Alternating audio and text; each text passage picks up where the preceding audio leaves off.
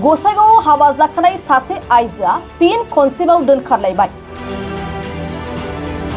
फिसाया न'आव गैयैखौ सुबिदा लानानै गसाइगावनि हास्रावबारि गामिनि रिंखां नार्जारिनि बिसि सासे गथ'नि बिमा 24 बोसोर बैसोनि पुर्णिमा बसुमतारिया 13 सान सिगांनिफ्रायनो गोमानानै दं। दायो आंगो फिसाया पुर्णिमा बसुमतारिखौ नागिरनानै हालाय हाफाय जानानै दं। फिसाया फोरमायनाय बादिब्ला गाव गुबुन रायजोआव खामानि मावनो थाहैनायखौ सुबिदा लानानै सोलिफु दाननि 3 अक्ट'खालि बिफा बिमानि न'आव थांनो होननानै थांदोंमोन। बेनि उनावनो जेरावबो खौरां लाबाय, नाथाय दिनैसिम जेबो खौरां मोनाखै।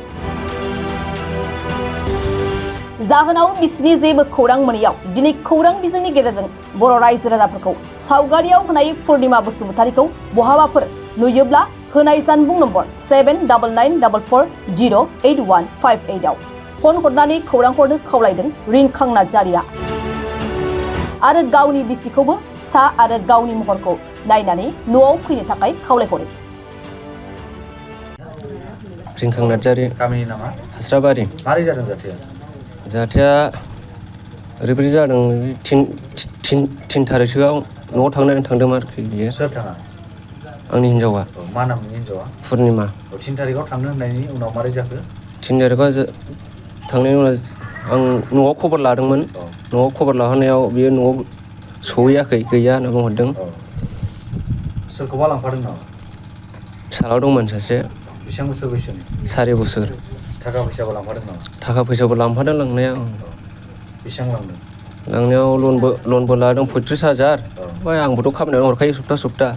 बिदिनो 30-40 थाखा लांनाय जादों आरोखि। सोरजोंबा थांनायनि सन्देह खालामदों? सन्देहआ बियो फन रायलायोमोन सासे उदालगुरिनि सेंग्राजों। बेजों थांफादों सानदों? आंनि सन्देहआथ' बेजोंनो थांफानाय नामा सिमां दैमारि होनो। आंनि फन बुदोंना बुआखैमोन? फन बुदोंमोन, फना ब्लक सुइस अफमोन। दा मा खावलायगोन नोंनि हिन्जावखौ? आं दा खावलायनो सानो बेखौनो, न'आव फैफिननांगौ आंनि फिसाखौ लानानै। आरो रायजो राजाखौथ' मा खावलायगोन? रायजो राजाफोरखौ आं बेखौनो खावलायगोन, थारमाने अबावबाफोर नुसनबायोबा आंनि जानबुं नाम्बाराव फन हरबानो जागोन आरोखि।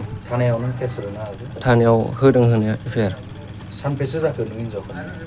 दिनैजों 13 दिन जाबाय। दा न'आव सोर दं नोंना? आंना दा न'आव फंबाय सानैयाथ' न'आव थाखाया, आं हारसिं थायो आरोखि। जानो लोंनो उसुबिदा जायाखै? जानो लोंनो सुबिदा जादों जानायालाय। जाथाया माने आंनि फिसाजो गोमानानै दङ। दा बेखौनो आंबो एसे उदिस लानो थाखाय नोंथांमोनखौ हांख्रायनाय जाबाय। आरो गोमानाया माने 24 थारिखआव आंनि न'आव थांदोंमोन। 24 थारिखनिफ्राय गाव न'आव गिदिंफिनदों। ओमफ्राय न'आव फैनानै 3 थारिखनिफ्राय माने मानसिया बे हौवानि न'आव गैया आरो। बिजामादै माने आंनि बिजामादै। बेनि न'आव सन्देहखौथ' आं जेबो मोननाय जायाखैमोन। दा बिजामादैयासो एसे खबर मोननो हागौ। दा आंनि मोनथिनाया बेनो आरोखि। दा बे गथ'खौ माने गोमादों होननानै आं मोनथिबाय।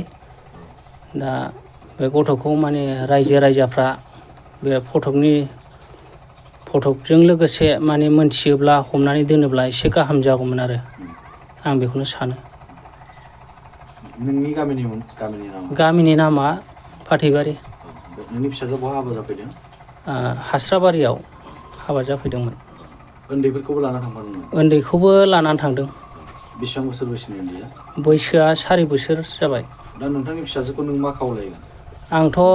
आङो फैफिननो थाखाय खावलायदों, आरो रायजो राजाफ्रा मोनोब्ला हमनानै दोनोब्ला गाहाम आरो।